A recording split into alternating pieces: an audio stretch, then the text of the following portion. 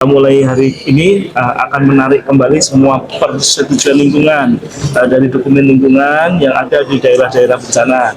Kemudian terkait dengan kasus hidrometeorologi, ya karena memang curah hujannya sangat lebat ya, semacam Aceh selama 2 hari.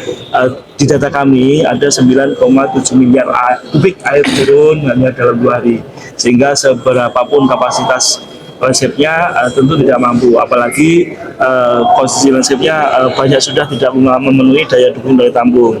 Jadi kami dengan dukungan dari Komisi 12 akan melakukan penelusuran detail terkait dengan permasalahan ini, mulai dari sisi korporasi. Tentu kami mulai hari ini akan menarik kembali semua persetujuan lingkungan dari dokumen lingkungan yang ada di daerah-daerah bencana.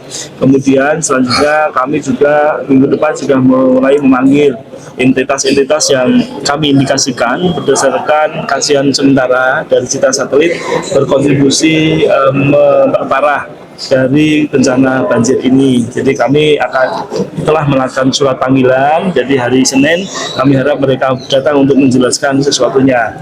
Kalau berikutnya besok kami atas izin teman-teman Komisi 12 di Komisi 12 akan langsung melakukan tinjauan lapangan dan mengambil langkah-langkah yang diperlukan terkait indikasi-indikasi entitas yang kemudian dari perspektif langsung diindikasikan berkontribusi memperparah bencana ini.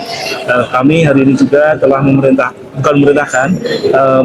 telah meminta dukungan tadi meeting Zoom-nya seluruh universitas yang ada di daerah bencana untuk melakukan kajian-kajian detail terkait dengan upaya pemulihan dan penanganan serta analisis bencana ini kepada kami. Jadi kita telah bekerja sama dengan Kementerian Pendidikan Tinggi Saintek yang kemudian ditemukan dengan kerjasama dengan semua universitas, karena pelaksanaan kegiatan menteri hanya berbasis pada scientific base, dan kami tidak mengambil langkah-langkah dengan perspektif dari menteri, tetapi perspektif dari semua expert yang memiliki kapasitas untuk memberikan rekomendasi kepada menteri terhadap langkah-langkah yang diperlukan.